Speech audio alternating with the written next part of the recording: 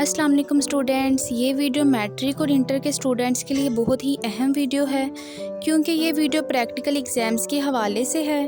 Finally board की तरफ से ऑफिशियल नोटिफिकेशन भी जारी कर दिया गया है। ऑफिशियल अपडेट जानने से पहले आप सभी से गुजारिश है कि जल्दी से मेरे चैनल को सब्सक्राइब कर लें ताकि मज़ीद जारी होने वाली ऐसी अपडेट्स आप तक पहुँचती रहें। अब चलते हैं प्रैक्टिकल एग्ज़ाम्स की मार्क्स स्कीम की तरफ। स्टूडेंट्स, सबसे पहले मैट्रिक की मार्क्स स्कीम देख लेते हैं। ये मैट्रिक की मार्क्स स्कीम है प्रैक्टिकल एग्ज़ाम्स के हवाले से। सबसे पहले मैं आपको लैब एग्ज़ामिनर और बोर्ड एग्ज़ामिनर का कॉन्सेप्ट समझा देती हूँ। स्टूडेंट्स, आपके जिस स्कूल या कॉलेज के लैब में प्रैक्टिकल एग्ज़ाम्स होंगे, वहाँ का जो लैब एग्ज़ामिनर होगा वो अपनी स्कीम के हवाले से आपको जो मार्क्स हैं वो प्रोवाइड करेगा।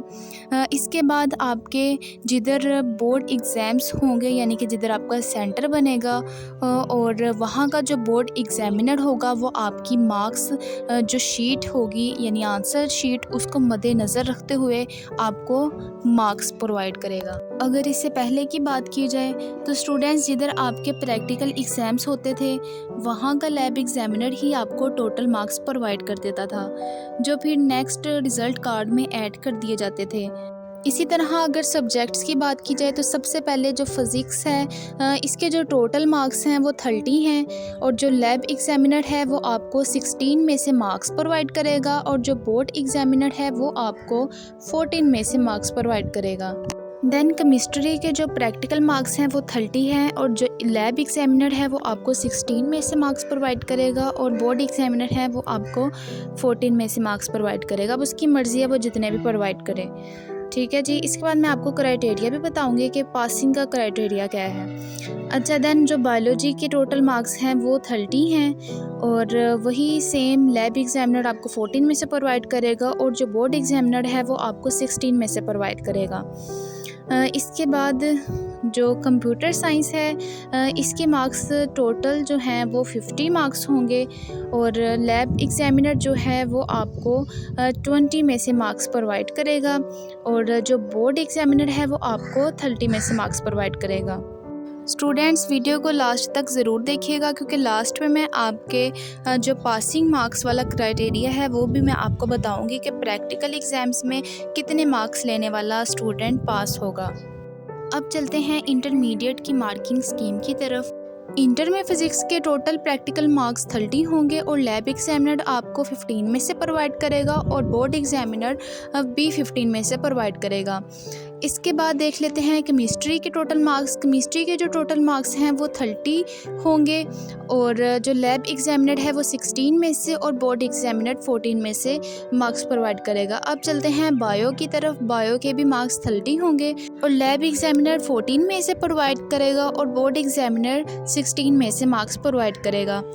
देन लास्ट पे कंप्यूटर साइंस की तरफ चलते हैं। कंप्यूटर साइंस के टोटल 50 मार्क्स होंगे। ठीक है जी। अब सबसे अच्छी बात यह है कि जो लैब एग्ज़ामिनर है वो 30 में से प्रोवाइड करेगा और जो बोर्ड एग्ज़ामिनर है वो 20 में से मार्क्स प्रोवाइड करेगा। ठीक है जी। ये हमारी मैट्रिक और इंटर के हवाले से जो मार्किंग स्कीम थी वो ये थी। ठीक है जी। अब हम देख लेते हैं जो पासिंग क्राइटेरिया है वो क्या है। डिफरेंट बोर्ड्स की डिफरेंट मार्किंग स्कीम है, लेकिन अगर हम बात करें लाहौर बोर्ड की तो लाहौर बोर्ड में जो पासिंग क्राइटेरिया है वो 40% है, यानी कि 100 में से 40% मार्क्स गेन करने होंगे। अगर हम प्रैक्टिकल के हवाले से बात करें तो जैसे 20 मार्क्स होंगे आपके किसी सब्जेक्ट में तो 8 मार्क्स आपको पास होने के लिए गेन करने पड़ेंगे और अगर 30 मार्क्स हैं तो 12 मार्क्स आपको गेन करने होंगे। 50 मार्क्स टोटल हैं तो पासिंग मार्क्स जो हैं वो 20 होंगे। ठीक है जी।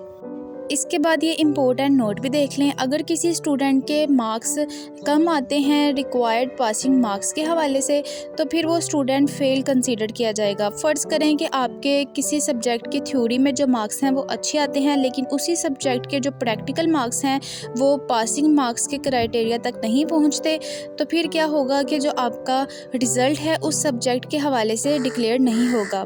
इसलिए आपने अपने प्रैक्टिकल एग्ज़ाम्स को भी सीरियस लेना है।